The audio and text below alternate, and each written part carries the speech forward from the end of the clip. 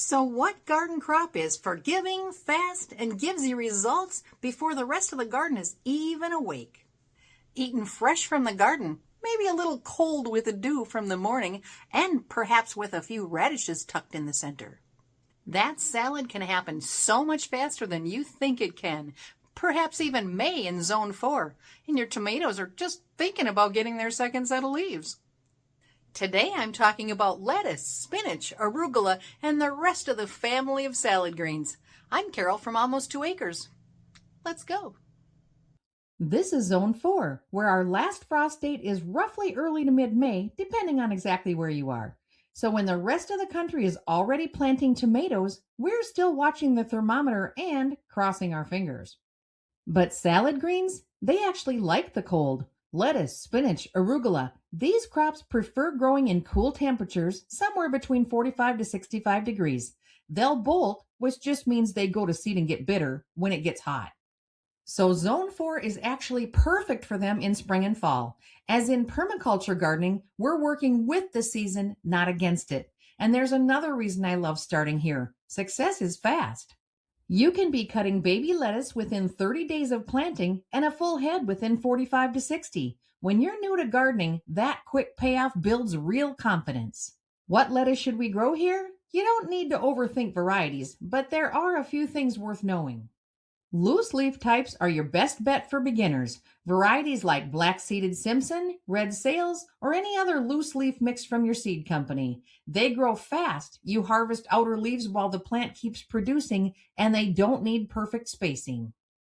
Romaine and butterhead types take a little longer and like a bit more space, but they're great for that satisfying full head harvest. Look for Paris Island Coss romaine or Butter Crunch for buttery tender heads. Both handle light frost really well. If you want to keep things simple, grab a salad mix or mesclun mix packet. It's a blend of different lettuces all in one packet, and you just scatter and grow. Easy and beautiful. Spinach is a bit more cold tolerant than lettuce, which is why it can go in the ground even earlier. Look for Bloomsdale Longstanding. It's a classic. It holds up to cold, and it resists bolting better than many others. Taiyi is another great one that's popular in Midwest trial gardens for its slow bolting habit. If you've never grown arugula, you're missing out. It germinates incredibly fast, sometimes just 5 to 6 days, and it adds that peppery kick that turns a boring salad into something you actually crave. Standard arugula works great. You can also find wild arugula, which has more intense flavor and slower bolt time. Mach, also called corn salad, claytonia, and Asian greens like mizuna or tatsoi are all incredibly cold hardy and underused in home gardens. If you want to extend your salad season on both ends, these are worth adding. They're also beautiful, and beautiful chaos matters in the garden, at least mine.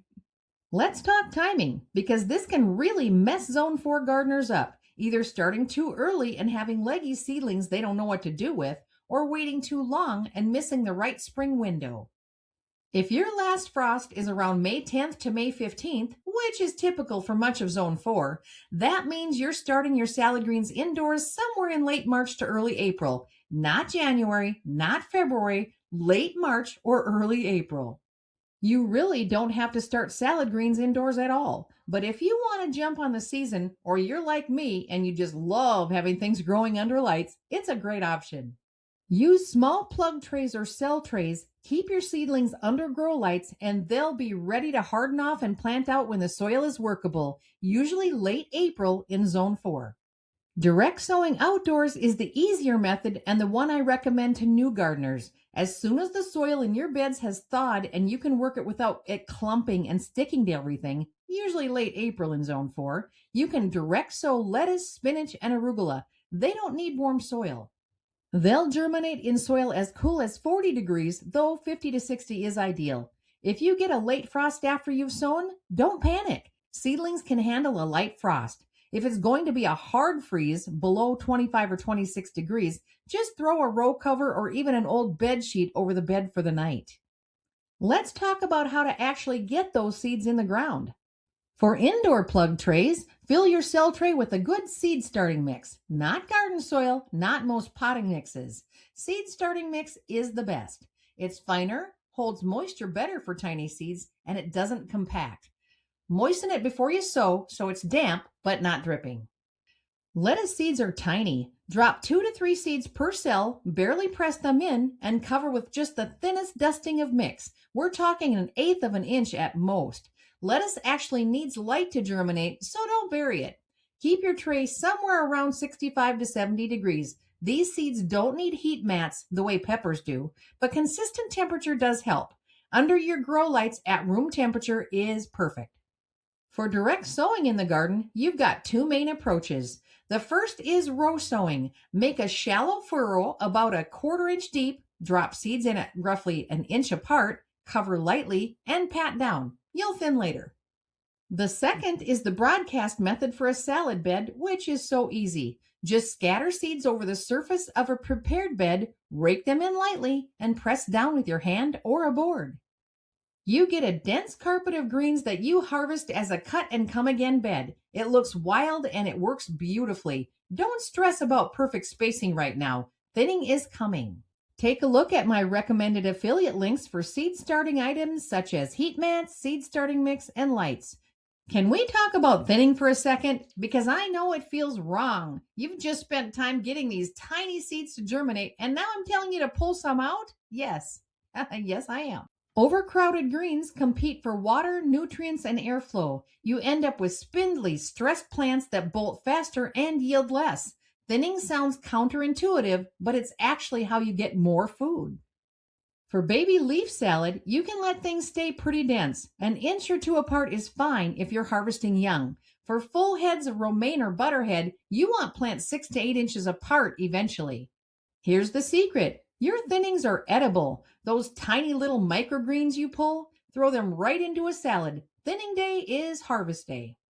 If you're like me and this feels absolutely impossible, start them in cell packs. At least there will be less plants in one spot when you transplant them at correct spacing in the garden. If you started indoors, you've got one more step before your seedlings go in the ground, hardening off. This just means gradually introducing your indoor grown plants to outdoor conditions so they don't go into shock. Start by setting them outside in a sheltered, partly shaded spot for a couple of hours a day. Over 7 to 10 days, increase the timing outside and gradually expose them to more sun and wind. By the end, they should be spending full days outside. Salad greens are more forgiving about this than tomatoes or peppers. They can handle some cold snaps during hardening off. But don't just carry them from your grow room and plop them in a sunny bed. Give them the transition. Here's why salad greens are really fun. If you harvest the right way, a single planting can feed you for weeks.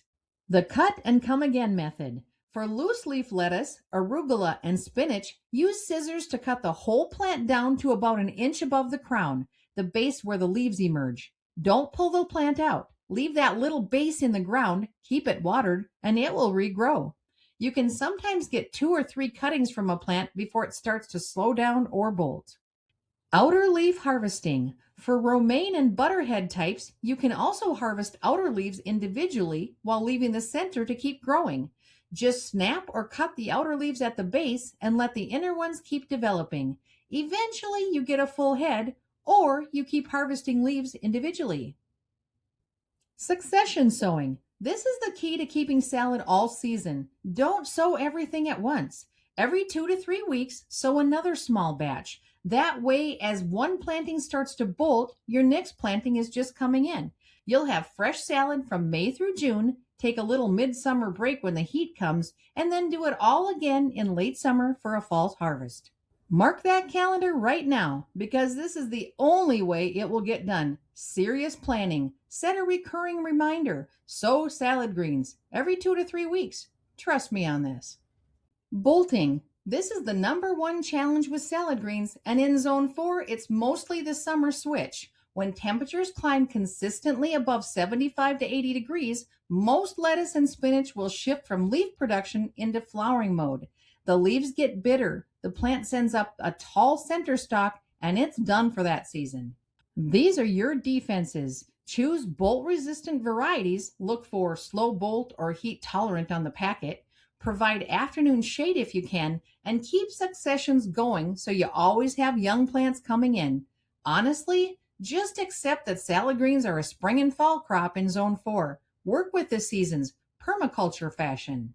Aphids love tender lettuce leaves. Check the undersides of leaves. If you see clusters of tiny green, white, or black soft bodies insects, you've got aphids.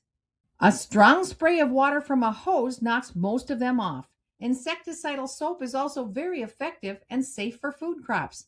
Avoid letting plants get stressed or over-fertilized with nitrogen, which creates the soft, lush growth that aphids absolutely love. Slugs are a real problem in cool, damp springs, which, hello, that's Zone 4. They leave irregular holes in leaves and a shiny slime trail. Here are the best organic controls: diatomaceous earth sprinkled around plants, slug traps, a small container of beer sunk to ground level, they go in and they don't get back out, or iron phosphate slug bait, which is safe around pets and wildlife. Damping off. If your seedlings suddenly fall over at the base, that's damping off, a fungal issue that hits in cool, damp, low airflow conditions. Prevention is everything. Use fresh seed starting mix, not the stuff from last year. Don't overwater. Make sure there's air movement, even just a small fan nearby helps. And don't start too early in cold conditions. Here are my best lettuce growing tips. Number 1, label everything. I know it sounds obvious, but in the excitement of seed starting, it's easy to skip. 2 weeks later, you won't remember which tray is the butter crunch and which is the romaine. Label everything. Don't start too early. Late March to early April is the time for Zone 4 indoor starts. Starting in January or February gives you leggy, sad seedlings that you end up throwing out. 3, water consistently, but don't drown them. Salad greens like even moisture. Let the top inch dry out slightly between waterings once they're established. During germination, keep the surface moist. A light misting works great. 4, your first harvest can happen faster than you think. Don't wait for perfection. Start picking outer leaves or thin your bed and eat those thinnings. The plant doesn't know you're nervous about it. Next up in video 3 of my series are root crops: carrots, beets, radishes. You can start these in the ground, although sometimes I do start some inside in flats. And I want to show you why it's so important that we get the soil prep right for these kind of crops if you want a great end product. Hey, please take a minute to comment on this video. It helps my channel greatly and it doesn't cost you a thing.